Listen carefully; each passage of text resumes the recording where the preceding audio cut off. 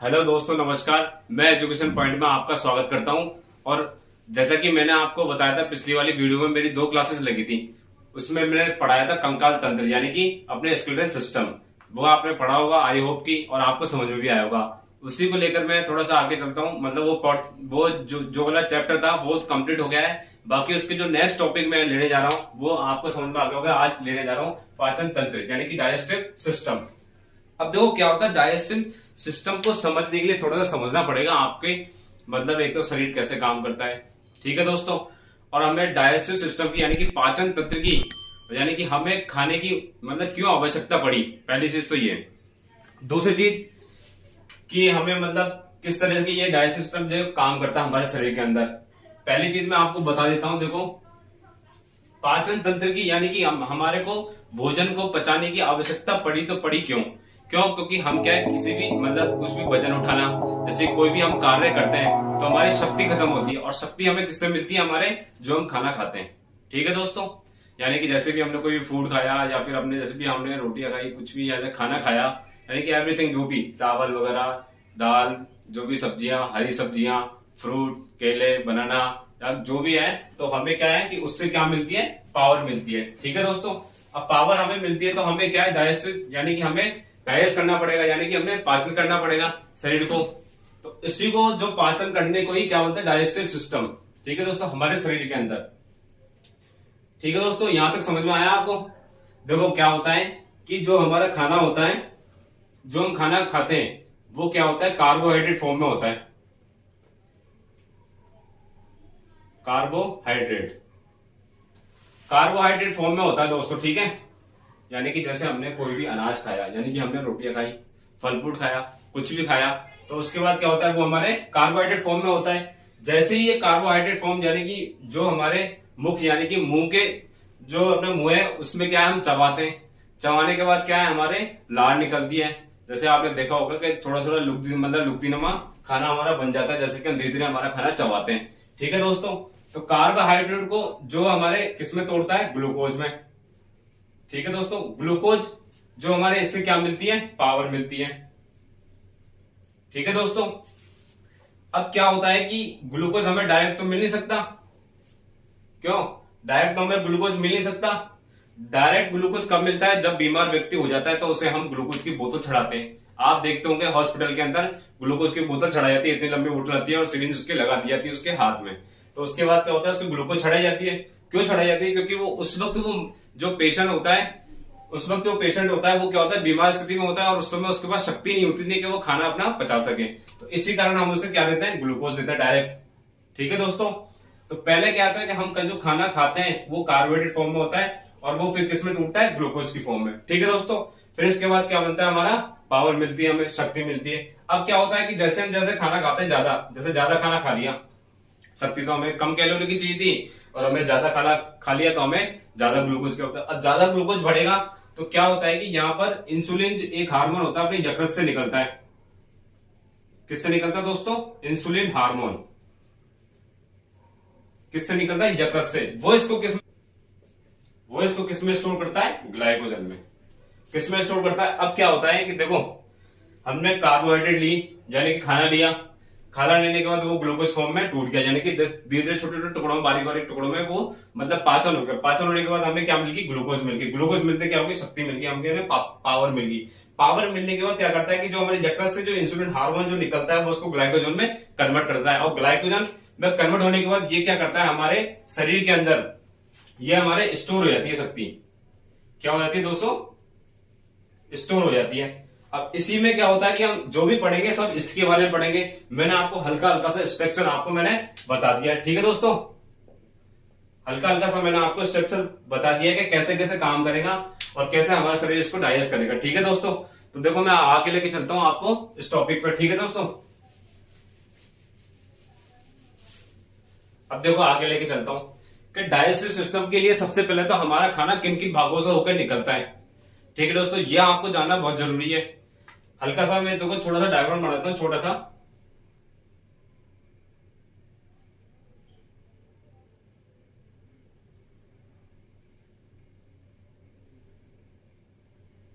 ठीक है दोस्तों, जैसा भी बने आप देख लेना एक बार।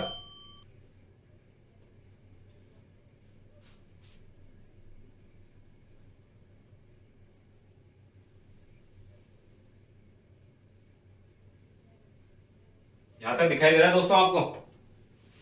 ठीक है दोस्तों,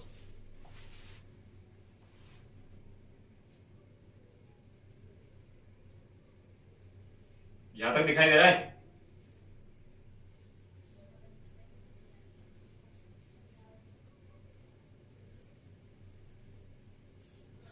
ठीक है दोस्तों, मैंने देखो आपको थोड़ा समझाने के लिए मैंने आपको मानव का यानी कि थोड़ा सा चित्र बनाया है, जैसे कि आपको समझ में आ रहा होगा। जैसे कि मैं अभी इस पोजीशन पे हूं, देखो ये हल्का सा देखो आप। ठीक है, ठीक है दोस्तों।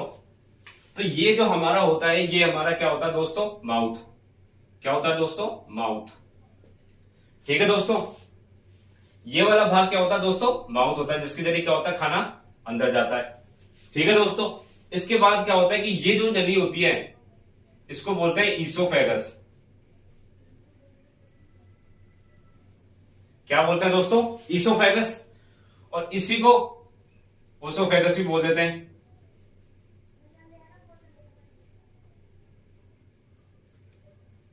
क्या बोलते हैं दोस्तों?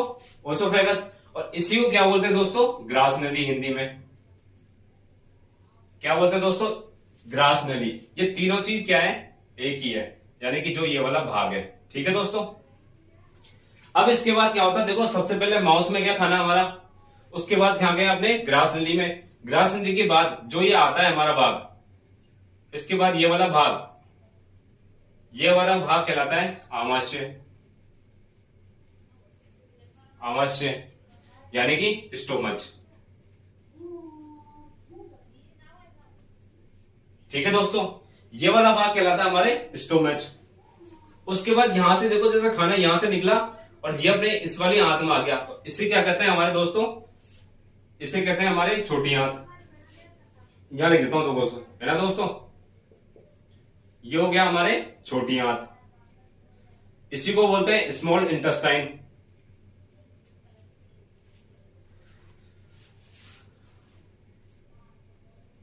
Small intestine.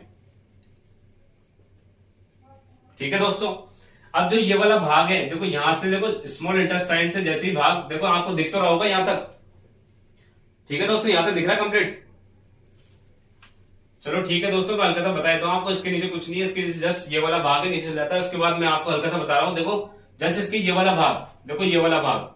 ठीक है दोस्तों, ये वाला भाग जो अलग यहां से, यानी कि आपके देखो पूरा यहां से, जैसे ये यहां से छोटी आंत हुई, छोटी आंत के बाद ये देखो यहां से जैसे खाना यहां से ये पूरी पूरी यहां तक पेट पे जो पूरी चारों तरफ फैली हुई है, ये क्या है हमारे? बड़ी आंत। कौन सी होती है दोस्तों? बड़ी आंत। कौन सी होती है तो? बड़ी आंत। ठीक है दोस्तों, बड़ी आंत। बड़ी आंत को बोलते हैं लार्ज इंटेस्टाइन। ठीक है दोस्तों, लार्ज इंटेस्टाइन। इतनी चीज आपको समझ में आ गई। अब देखो मैं आपको लिखते जा रहा हूं। पहली चीज, खाना कहां से निकलता है? हमारे माउथ से, यानी कि मुख से। ठीक है दोस्तों, इसी को, है ना? ठीक है दोस्तों, इसके बाद हमारे जो खाना निकलता है उसके बाद निकलता है हमारे ईसोफेगस में।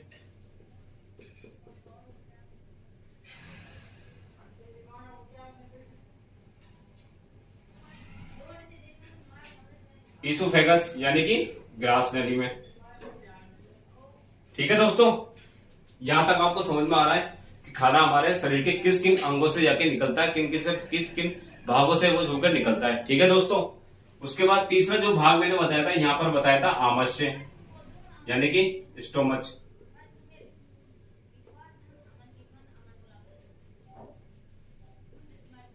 ठीक है दोस्तों, आमाशय। अब इसके बाद जो मैंने बताया था चौथा वाला भाग, यानी कि छोटी आंत, यानी कि स्मॉल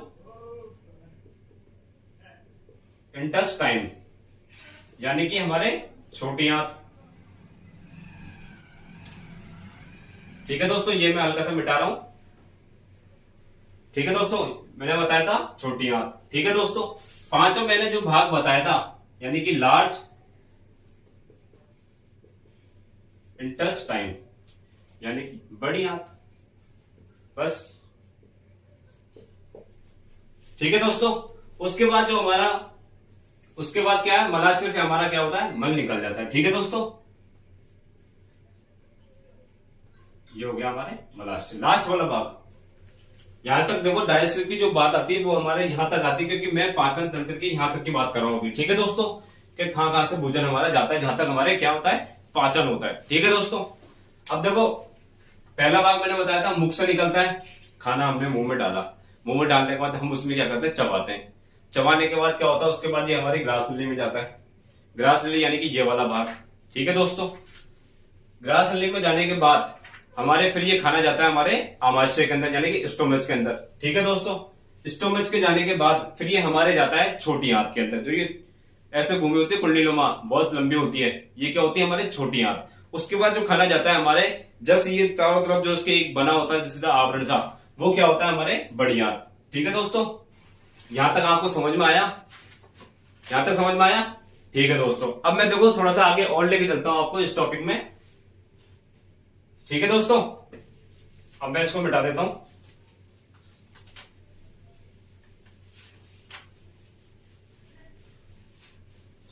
ठीक है दोस्तों, इसके बाद क्या हुआ कि मैंने आपको समझा दिया कि पाचन की आवश्यकता हमें क्यों पड़ी, ग्लूकोज हमारे किस लिए कैसे जरूरी है पावर के लिए। उसके बाद ग्लाइकोजन में कन्वर्ट होता है, क्योंकि यकृत से जो इंसुलिन हार्मोन निकलता है वो उसको कन्वर्ट करता है, यानी कि स्टोर रखता है हमारे शरीर के अंदर। जैसे ही हमारे मतलब भूख लगती है या फिर जैसे कि हमने मान लिया व्रत रखा है, फास्ट रखा है, तो उस समय हमारे क्या होता है, ग्लाइकोजन काम में आता है, क्योंकि वापस ही ग्लूकोज की फॉर्म में टूटता है, फिर उसके बाद वापस ही हमारे ऊर्जा के रूप में काम आता है। ठीक है दोस्तों, इसके बाद देखो डाइजेस्टिव सिस्टम मैं थोड़ा सा और बताता हूँ हल्का सा चीजें। जो मैंने आपको ये चीजें भाग बताए थे, यानी कि आहार नाल के बारे में बताया था मैंने, पांचों की पांचों भाग बता दिए थे मैंने आपको। ठीक है, तो चारों की चारों भाग बता दिए थे। उसके बाद क्या होता है कि 5 चीज जो है अब हम उसके बारे में पढ़ेंगे। ठीक है दोस्तों, पहली बात तो हमें कार्बोहाइड्रेट की आवश्यकता पड़ी।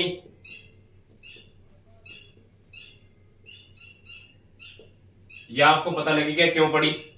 ठीक है दोस्तों, कार्बोहाइड्रेट हमारे किस किस से मिलता है, यानी कि जो हम खाना खाते हैं, जैसे कि चना, जैसे कि हमारे चावल हुए, अनाज हुआ, दालें हुई, सब्जियां हुई, फ्रूट्स हुए। ठीक है दोस्तों, कार्बोहाइड्रेट की आवश्यकता किससे पड़ी, हमारे कार्बोहाइड्रेट किससे मिलता है, हमारे भोजन से मिलता है। ठीक है दोस्तों, अब क्या होता है कि इसके अलावा जो हमारे होता है शरीर के अंदर जो हमें ताकत देती है चीजें, यानी कि शरीर के अंदर जो हमारे कार्बोहाइड्रेट हुए या प्रोटीन मतलब मिलता है उनसे, तो हमारे होता है कार्बोहाइड्रेट, दूसरा होता है वसा। ठीक है, कार्बोहाइड्रेट, वसा और हमारे प्रोटीन। ठीक है दोस्तों, दूसरा है विटामिन और खनिज लवण। इन सभी से आवश्यकता है हमारे शरीर को, बहुत बहुत आवश्यकता है खनिज लवण और जल। देखो हमें क्या है कि देखो कार्बोहाइड्रेट से एनर्जी मिलती है, खाते तुरंत एनर्जी मिल जाती है। वसा से थोड़ा टाइम मिलता है। प्रोटीन हम कोई भी खाते हैं तो उसमें भी थोड़ा सा टाइम लग जाता है, बाकी हमें मिलती तो उससे भी पावर है। लेकिन विटामिन और खनिज लवण ये हमारे शरीर को क्या करते हैं, शरीर को, देखो मैं यहां पर लिख देता हूं ये तीनों पार्ट। ठीक है दोस्तों, कार्बोहाइड्रेट, प्रोटीन और वसा ये हमारे शरीर को ऊर्जा प्रदान करते हैं, ये हमारे शरीर को ऊर्जा प्रदान करते हैं। ठीक है दोस्तों, यहां तक समझ में आ रहा है आपको।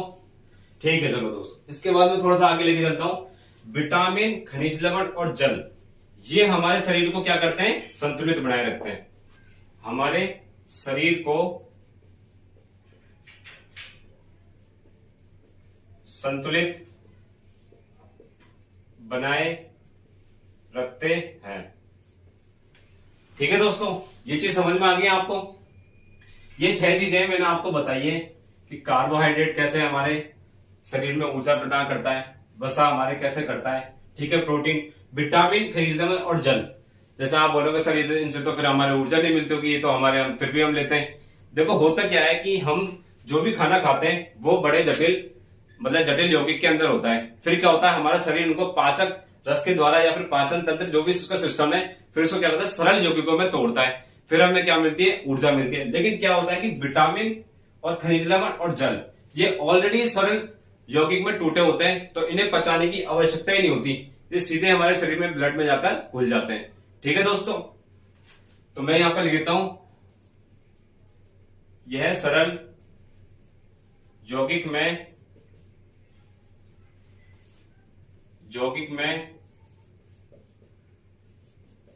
टूटे होने, यहां तक दिख रहा है दोस्तों, टूटे होने के कारण इनका पाचन नहीं होता है। ठीक है दोस्तों, इसके बाद मैं जस्ट ये लाइन मिटा देता हूं और इसकी जस्ट ऊपर लिख देता हूं इसी की एक लाइन। क्यों नहीं होता है? क्योंकि यह क्या होते हैं, विभाजित नहीं होते। ये विभाजित नहीं होते क्योंकि ये ऑलरेडी सरल यौगिक में टूटे होते हैं और ये विभाजित नहीं होंगे तो डायरेक्ट हमारे शरीर में क्या होंगे, घुल जाएंगे। ठीक है दोस्तों, जैसे दूध में क्या होता है, कैल्शियम।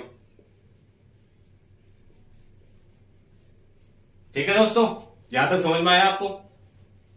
अब देखो क्या है कि डाइजेस्टिव सिस्टम, मैंने आपको पाचन तंत्र के बारे में मतलब इतना तो मैंने आपको बता दिया होगा, इतना तो इंट्रोडक्शन करा दिया होगा कि आपको समझ में आ गया होगा कि अब मतलब होने वाला क्या है, या फिर इतनी चीजें आपको समझ में आ गई कि हमारे शरीर में कार्बोहाइड्रेट किस काम है, वसा का क्या काम है, प्रोटीन क्या काम है, विटामिन का क्या काम है, खनिज लवण का क्या काम है और जल का क्या काम है।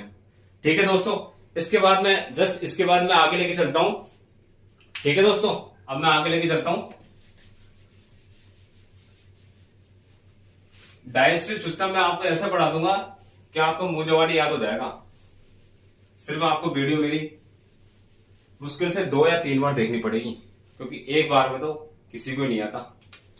ठीक है दोस्तों, अब देखो क्या होता है कि हमारे शरीर के अंदर जो पाचन होता है कार्बोहाइड्रेट का,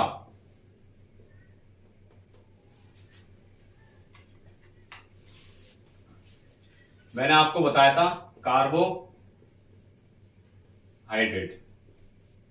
कार्बोहाइड्रेट का जो पाचन होता है मैंने आपको बताया था किसमें होता है, ग्लूकोज में। किसमें होता है दोस्तों, ग्लूकोज में। दूसरा,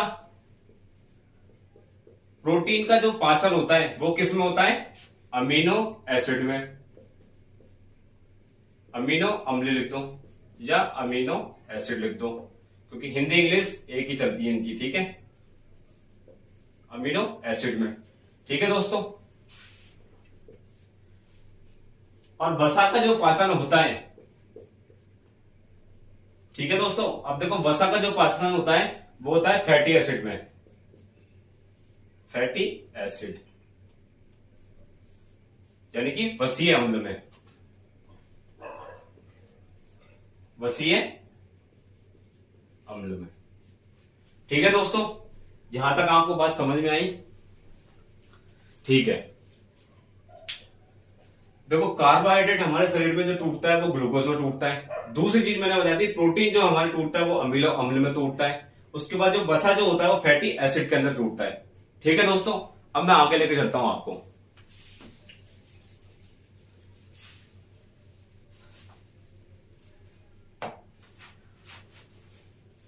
अब देखो क्या होता है कि मैंने आपको बता दिया है कि हमारे खाना कहां से निकलता है, मतलब कहां से होके जाता है। ठीक है दोस्तों, पहला बता देता मैंने आपको मुंह के द्वार से जाता है, फिर उसके बाद ग्रास नली से जाता है, फिर हमारे आमाशय से निकलता है, उसके बाद छोटी आंत, उसके बाद बड़ी आंत, फिर मलाशय द्वारा हमें जो भी होता है वेस्ट मटेरियल हमारे निकल जाता है। ठीक है दोस्तों, अब देखो मैं थोड़ा सा आगे लेके चलता हूं आपको।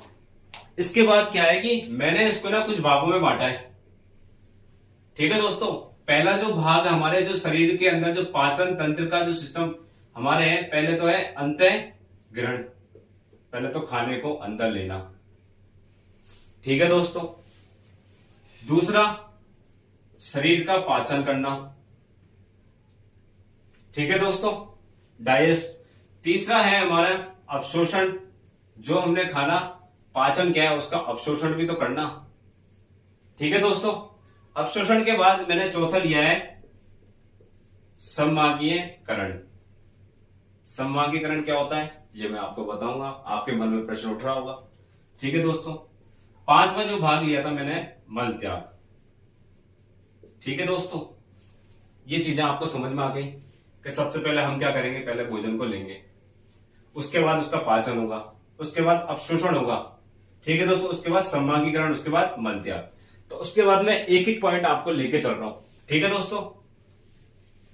अब देखो क्या होता है, अब बात कर रहा हूं मैं अंतःग्रहण की, यानी कि भोजन हमने क्या रखा, हमारे मुख में रखा, ठीक है दोस्तों।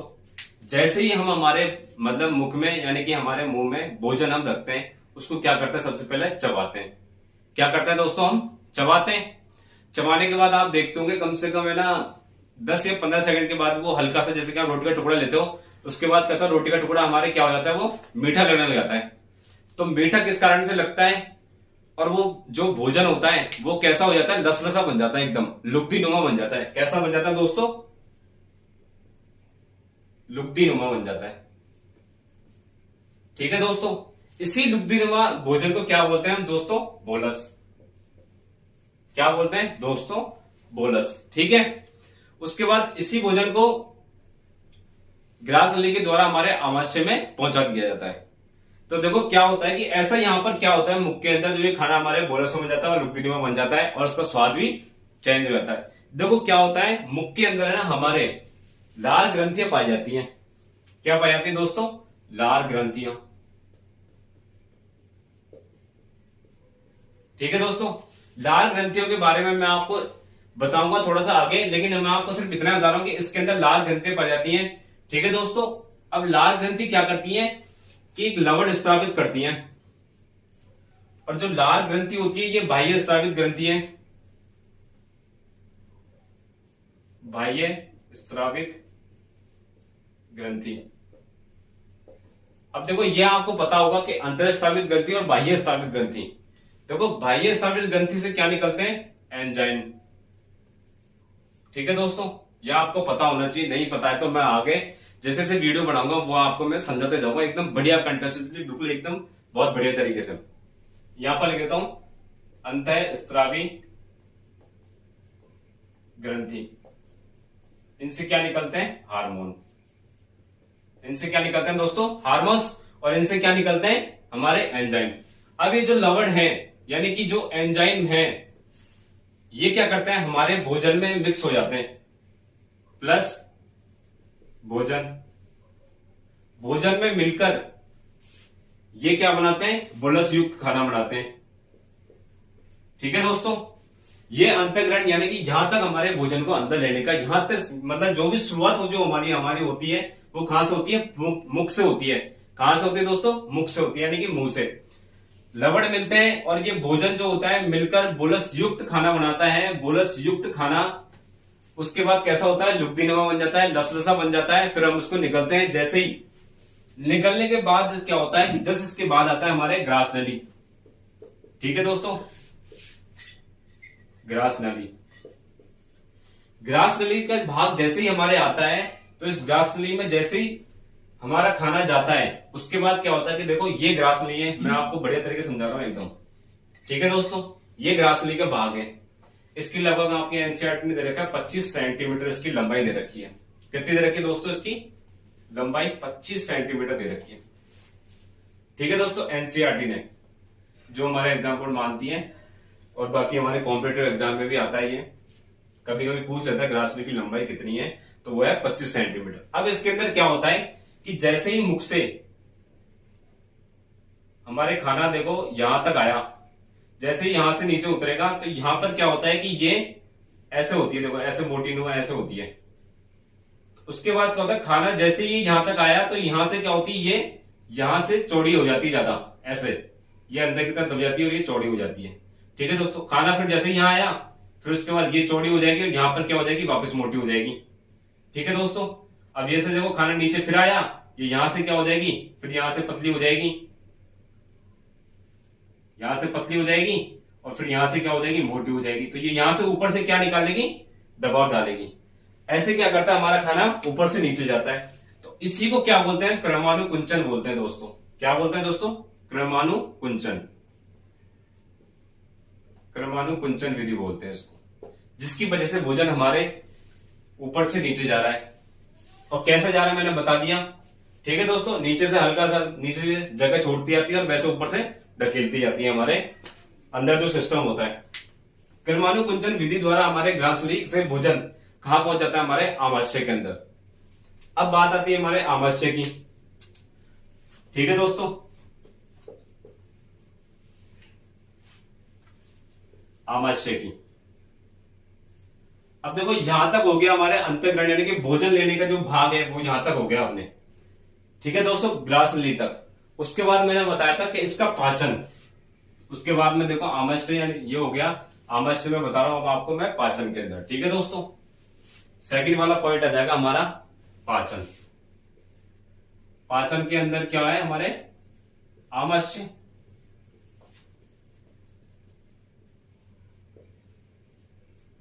ठीक है दोस्तों, अब आमाशय के अंदर क्या होता है कि हमारा जैसे ही खाना जाता है उसके अंदर क्या होता है हमारे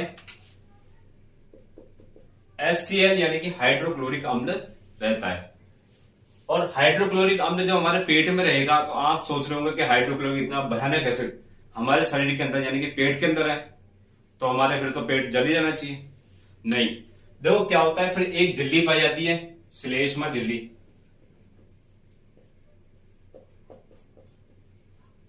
श्लेष्मा झिल्ली को क्या उसका नाम होता है कुछ, तो वो क्या करती है हमारे मतलब इससे रक्षा करती है HCl से। ठीक है दोस्तों, श्लेष्मा झिल्ली क्या करती है हमारे HCl से रक्षा करती है। अब देखो क्या होता है कि HCl जो श्लेष्मा झिल्ली होती है इससे रक्षा करता है।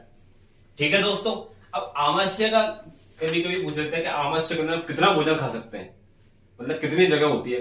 कम से कम इसमें देखो मैं बताऊं मैक्सिमम से मैक्सिमम इसमें होती है 5 से 6 लीटर। कितनी होती है दोस्तों? 5 से 6 लीटर। आप दोस्तों कई कई पूछते हैं किलो में कितनी होती है। ठीक है दोस्तों, किलो में वो मैं आपको आगे बताऊं कैसे निकालते हैं क्या है। बाकी देखो 5 से 6 लीटर, क्योंकि लीटर में नापते हैं ज्यादातर, जो भी होता है फ्रिज की जो वैल्यू है वो भी लीटर में नापते हैं। ठीक है दोस्तों, 5 से 6 लीटर की इसकी क्या होती है, इसकी मतलब आयतन होता है जिसके अंदर ये हमारा भोजन आ सकता है। ठीक है दोस्तों, 5 से 6 लीटर।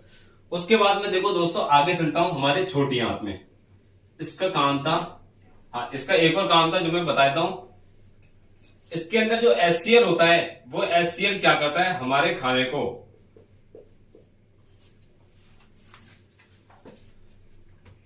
HCl जो होता है हमारे भोजन को गलाता है और चिकना बनाता है। क्यों बनाता है दोस्तों? देखो क्या होता है, कभी कभी हम वैसा खाना खा लेते हैं जैसे दाल बाटी चूरमा खा ली तो भैया हल्के से जल्दी से गलेगा क्या, खूब पानी पी जाओगे, कुछ भी खा जाओगे। फ्रूट्स हैं वो फटाक से गल जाते हैं हमारे शरीर में, मतलब तुरंत घुल जाते हैं फटाक से, लगता है नहीं कि हमने कुछ खाया है।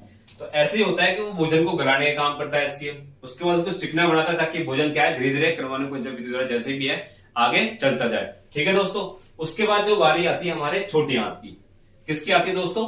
मैं पाचन के अंदर ही भाग लेके चल रहा हूं, ये वाला। एक तो आमाशय हो गया, दूसरा हम मैं लेके चल रहा हूं छोटी आंत। ठीक है दोस्तों, छोटी आंत यानी कि स्मॉल इंटेस्टाइन। ठीक है दोस्तों, स्मॉल इंटेस्टाइन के अंदर जैसे ही हमारा खाना पहुंचता है आमाशय से, ठीक है दोस्तों, उसमें क्या होता है कि देखो ये हमारा आमाशय है, ये मैं हल्का सा बता रहा हूं देखो आपको ऐसे।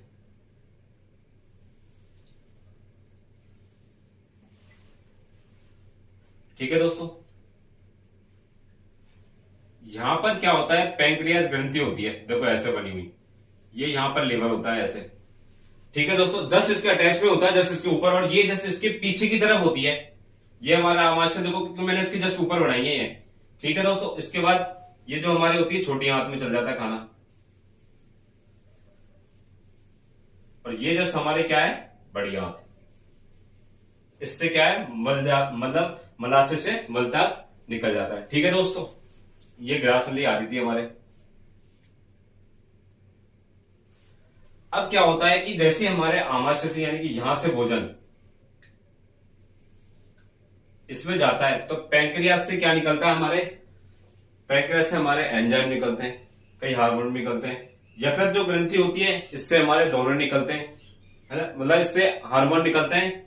ठीक है दोस्तों, यकृत से क्या निकलते हैं, हमारे हार्मोन निकलते हैं। उसके बाद जो ये जस्ट इसमें मिलते हैं ना, तो ये इसके अंदर से जो हार्मोन निकलते हैं वो मैं बता रहा हूं। देखो आपको एंजाइम और हार्मोन, देखो पहला है, ये क्या करता है हमारे छोटी आंत, कार्बोहाइड्रेट, कार्बोहाइड्रेट, ये कार्बोहाइड्रेट को किस में तोड़ता है दोस्तों,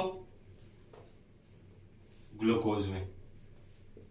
किस में तोड़ता है दोस्तों, ये भी काम वही कर रहा है। ठीक है दोस्तों, दूसरा वसा को फैटी एसिड में। ठीक है दोस्तों, उसके बाद प्रोटीन, प्रोटीन को ये तोड़ता है हमारे अमीनो अम्ल में। ये मैं यहां लिख देता हूं, अमीनो अम्ल में। ठीक है दोस्तों, यहां तक आपको चीजें समझ में आ गई। ठीक है दोस्तों, समझ में आ गई। अब क्या होता है कि जैसे हमारा भोजन यहां से निकला, इसमें यहाँ पर एंजाइम लवण वगैरह जो मिले हमें, तो वो क्या करते हैं, हमारे कार्बोहाइड्रेट को ग्लूकोज में, वसा को फैटी एसिड में, और प्रोटीन को हमारे अमीनो अम्ल के अंदर। ये क्या करता है, तोड़ देता है, जिससे क्या हो, पाचन हो। देखो छोटी आंत एक ऐसी होती है जिसमें हमारा लगभग, छोटी आंत में भोजन का लगभग 95% पाचन हो जाता है। ठीक है दोस्तों, पानी का जो पाचन है हमारे किसमें होता है, बड़ी आंत में। और जो खाने का सबसे ज्यादा जो पाचन यानी कि मुख्य जो भाग है हमारा, छोटी आंत है। और ये हमारे किसमें होता है, 95% हमारा भोजन किसमें हो जाता है, पाचन हमारे छोटी आंत में हो जाता है। ठीक है दोस्तों, अब देखो छोटी आंत की लंबाई में यहां पे लिख देता हूं, यहां पे लिख देता हूं दोस्तों नीचे, है ना। छोटी आंत की जो लंबाई है वो मैं लिख देता हूं यहां पर, एनसीईआरटी आपकी जो मानती है 6.8 से 7 मीटर तक। ठीक है दोस्तों, 6.8 से 7 मीटर तक। ठीक है दोस्तों, यहां तक समझ में आया आपको। चलो ठीक है दोस्तों, इसके बाद में देखो थोड़ा सा आगे लेके चलता हूं।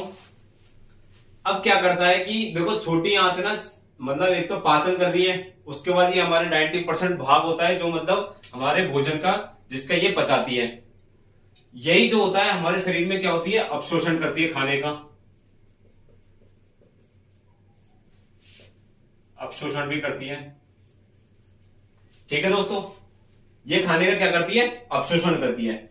अब देखो थोड़ी चीज मैं बताता हूं कि जैसे मैंने आपको बताया था कि अवशोषण करना, इसको मैं मिटा रहा हूं। अवशोषण के बाद जो हमारा भाग आता है,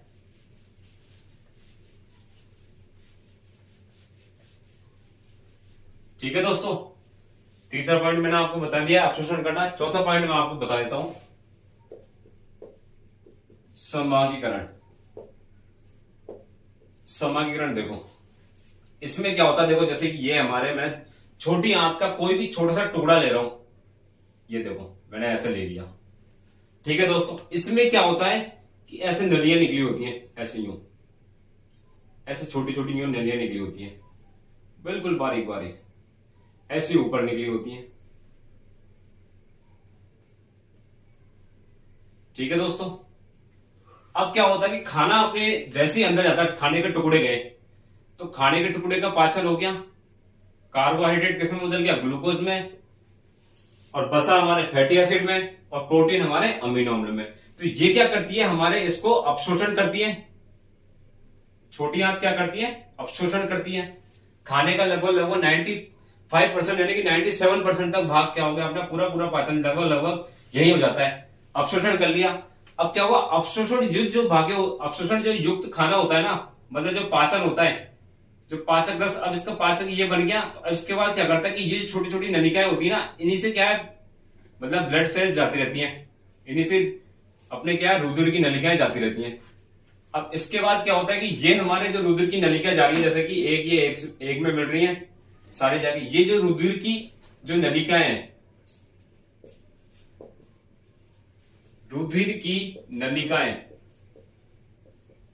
ये हमारे क्या करती है, शरीर में रुधिर की नलिकाएं शरीर के विभिन्न भागों तक पहुंचाने का काम करती है। मैक्सिमम जो हमारे रुधिर का जो काम होता है वो क्या होता है, मतलब हमारे शरीर के अंदर जैसे हमने ऑक्सीजन ली तो ऑक्सीजन का क्या करता है, वो वहन करता है। ठीक है दोस्तों, मतलब एक जगह से दूसरी जगह ले जाना, यानी कि शरीर के प्रत्येक एक एक कोशिका तक हमारा भोजन तक पहुंचाना, भोजन पहुंचाना, ये किसका काम होगा, हमारे रुधिर का। ठीक है दोस्तों, उसके बाद क्या होता है, ये मतलब ये हमारे मतलब भागों तक पहुंचाती है और समान भागों में क्या करती है,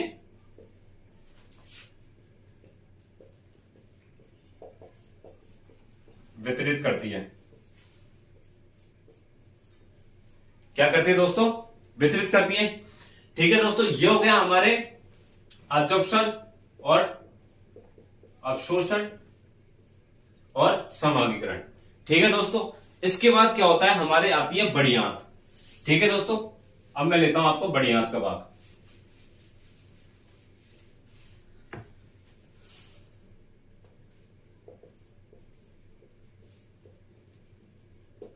बड़ी आंत, लार्ज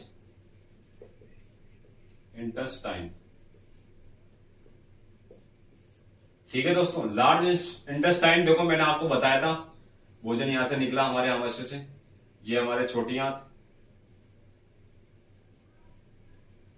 उसके बाद यहां से क्या, देखो ये हमारे ये बड़ी आंत, ये ऐसे जाके मलाशय हमारे निकल जाता है। ये भाग मैंने सिर्फ वितरण लिया है पेट का। किसका लिया है, पेट का। ठीक है दोस्तों,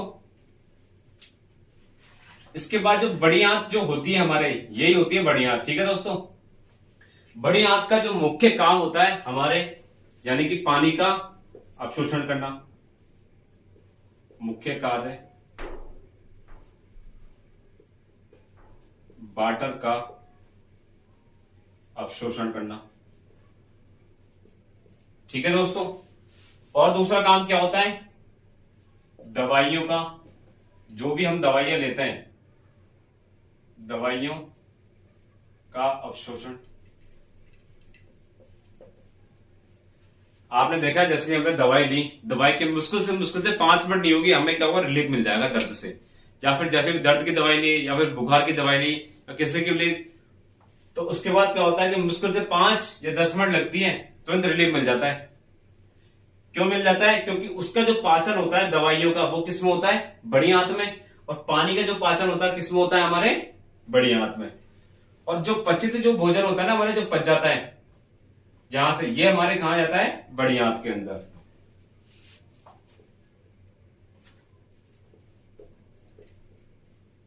पचा हुआ भोजन, पचा हुआ भोजन या फिर वेस्ट भोजन बोलते हैं जिसे, हमारे कहा जाता है, बड़ी आंत में। बड़ी आंत में, जिसे हम क्या बोलते हैं, मल। ठीक है दोस्तों, अब ये क्या होता है कि जैसे हम सुबह उठते हैं, तभी तो आपको डॉक्टर बोलता है कि सुबह सुबह उठते हल्का सा गुनगुना पानी पी लो। क्यों, क्योंकि जैसे क्या होता है कि जैसे हम पानी पियेंगे तो पूरा पाचन कहाँ होगा, हमारे बड़ी आंत में। जो भी हमारा खाना है जो डाइजेस्ट हुआ है, जो हमारे सीधा कहाँ जाएगा, हमारे डाइजेस्ट होने के बाद सीधा बड़ी आंत में जाएगा। बड़ी आंत में अगर वो पड़ा है, सट रहा है, गल रहा है या कुछ भी हो रहा है, तो पानी जाकर उसमें मिल जाएगा और जैसे ही क्या लगाएगा, हमारे प्रेशर लगाएगा और हमारे क्या होता है, मलद्वार के द्वारा हमारे क्या होता है, वो बाहर निकल जाता है, मलद्वार। ठीक है दोस्तों, इसको बोलते हैं एनस। ठीक है दोस्तों, अब मैं एक पॉइंट हल्का सा ले लेता हूं, चलो यही कर देता हूं, छठा पॉइंट, मलाशय।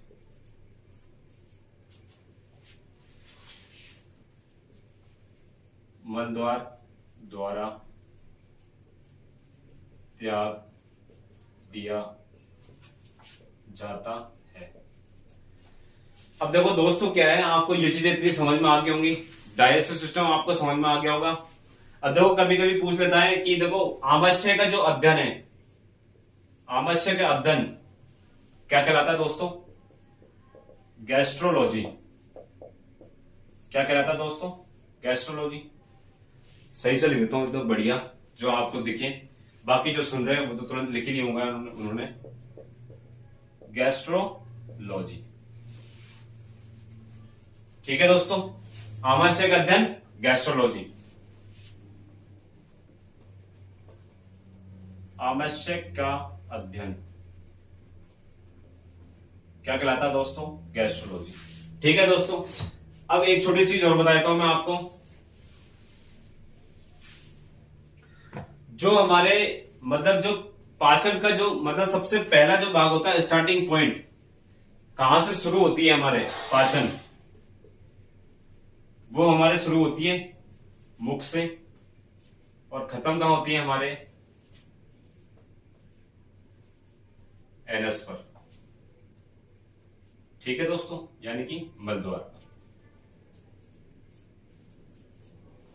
ठीक है दोस्तों,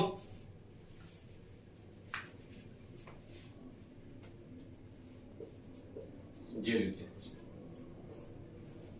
पाचन जो हमारे स्टार्टिंग जो मतलब भोजन का जो डाइजेशन सिस्टम जो शुरू होता है वो हमारे होता है मुख से, और मल वगैरह क्या होता है? त्याग दिया जाता है। ठीक है दोस्तों, यहां तक मेरी क्लास है आज की जो कंप्लीट होती है। बाकी जो मैं आपको मतलब इसके बाद में आपको पढ़ाऊंगा इसके मतलब कि डाइजेस्टिव सिस्टम के अंदर जो हमारे एंजाइम में कैसे कैसे काम करते हैं, लाल ग्रंथि हमारे कितनी होती है और ये कैसे काम करती है। दूसरा हमारे जो मतलब जो हमारे यकृत है वो कैसे काम करता है, पैंक्रियाज है जो किस तरह से काम करता है। और तीसरा जो हमारा पॉइंट है इसके बाद हमारा जैसे कि मलाशय से मल मतलब त्याग दिया जाता है, और हमारे लाल ग्रंथियां बताई दी मैंने, और बाकी सारा मैं आपको नेक्स्ट क्लास के अंदर बताऊंगा। ठीक है दोस्तों, बाकी जो भी कोई भी आपको टॉपिक से रिलेटेड कोई भी अगर परेशानी होती है तो हमारे कमेंट सेक्शन में जरूर लिखिए। थैंक यू दोस्तों, धन्यवाद।